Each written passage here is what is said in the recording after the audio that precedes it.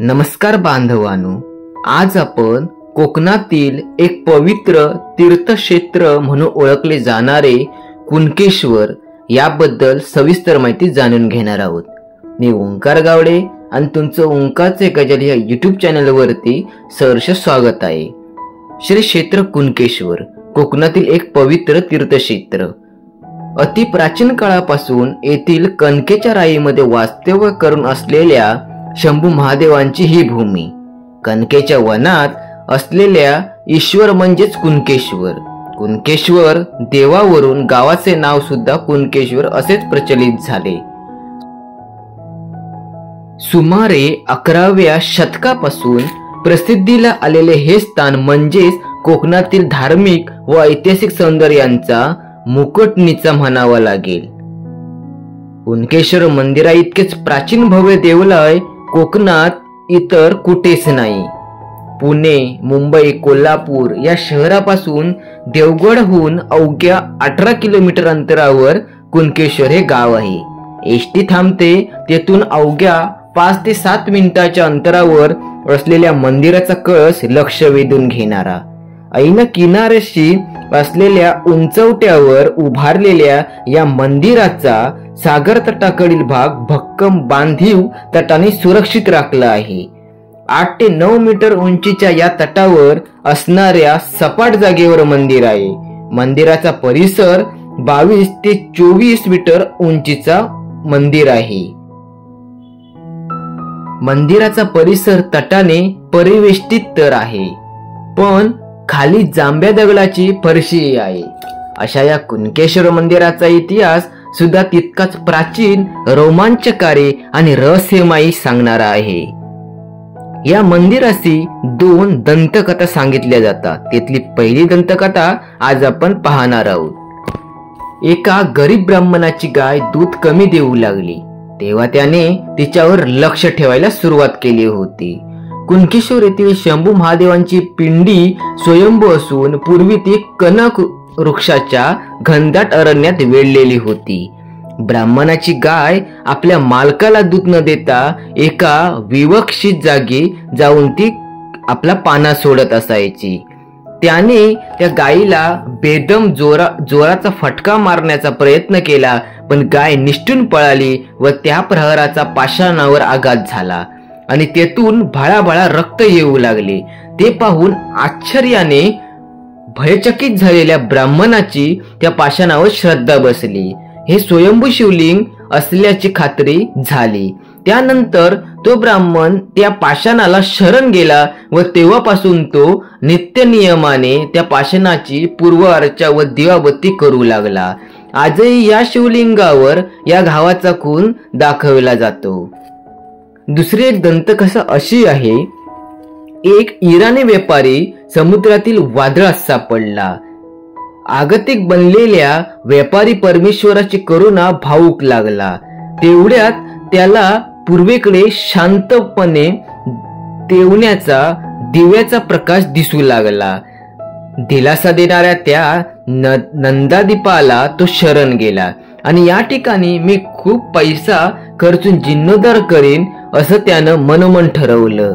किनाऱ्यावर सुरक्षित उतरल्यावर तो धावत तिथे गेला।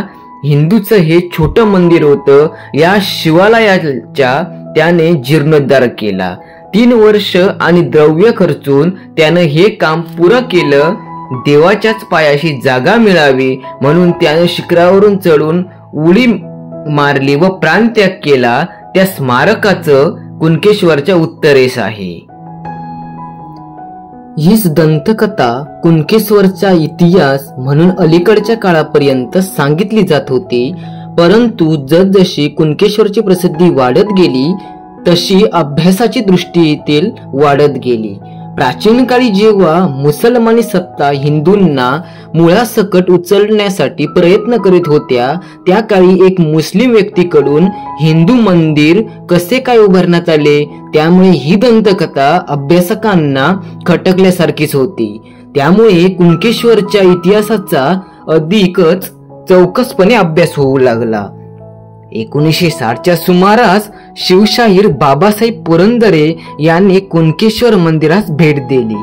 त्यावेळी बाबासाहेबांनी मंदिर परिसराची चिकित्सा दृष्टीने पाहणी केली आणि थडगे म्हणून दाखवली जाणारी इमारत ही हिंदू मंदिराची असून आतील थडगे समजला जाणारा मातीचा ढिगारा बनावट असल्याचे साधार पुराव्यानिशी दाखवून दिले। अशा प्रकारे बाबासाहेब पुरंदरे यांनी कुणकेश्वर मंदिराच्या इतिहासातील सत्य परिस्थिती सर्वांसमोर आणली।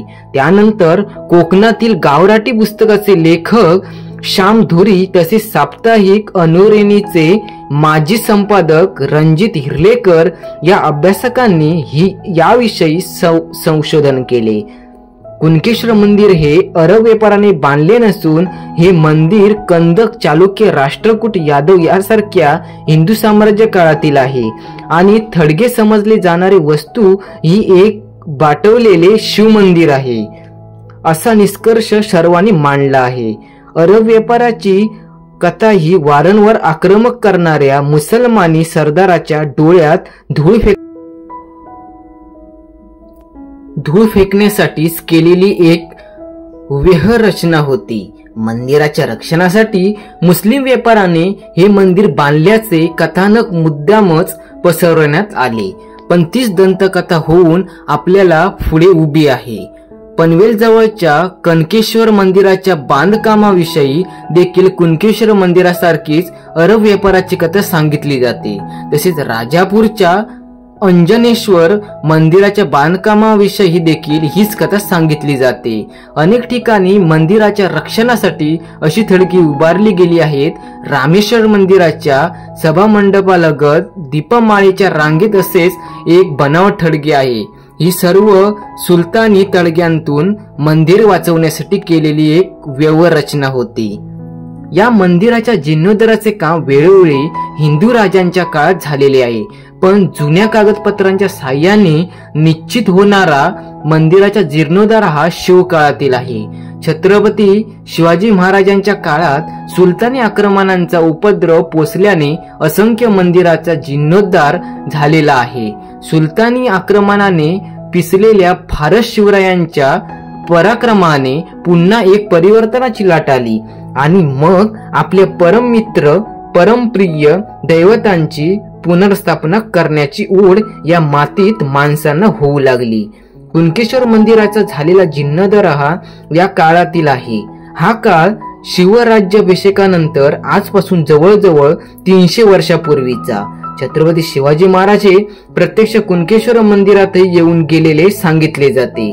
कुणकेश्वर मंदिर हे काहीसे एका बाजूला असल्यामुळे व अतिशय दुर्गम असणाऱ्या या भूप्रदेशामुळे सुलतानी आक्रमणांच्या आसुरा तांडवापासून काहीसे सुरक्षित राहिले। तरी छत्रपती शिवाजी महाराजांच्या मृत्यूनंतर व औरंगजेब दक्षिणेत उतरल्यानंतर या मंदिराला उपसर्ग पोचला होता असा इतिहास सांगतो। देवस्थानच्या परिसरात समुद्रकिनारी काही शिवलिंग आहेत, त्यापैकी 21 शिवलिंग आपणास पाहावयास मिळतात। या शिवलिंगामागील इतिहास असा आहे की गेली कित्येक वर्ष समुद्राच्या पाण्यामध्ये असणारी ही शिवलिंग झीज होत असताना सुद्धा ती पूर्ववत प्रमाणे आहेत अशी निदर्शनास येतात। इतका काळ लोटला तरी त्यांची म्हणावी तितकी झीज झालेली नाही। गेले कित्येक वर्षे यात्रेकरू या शिवलिंगाचे दर्शन घेत आहेत। ही शिवलिंग पांडवांनी घडवलेली आहेत अशी श्रद्धा आहे। याची साथ देणारी पांडवकालीन लेणी आजही येथे आहे। देवळापासून जवळच पूर्व दिशेस डोंगराच्या उतरणीवर काही लोक जमीन खणत असताना पूर्व काळापासून कित्येक शतके बुजालेले एक गुहेचे दार मोकळे होऊन अंतःकोरीव पाषाणी मूर्ती आढळून आल्या। ही गुहा म्हणजेच इतर कोरीव लेण्यांप्रमाणे एक लेणी आहे।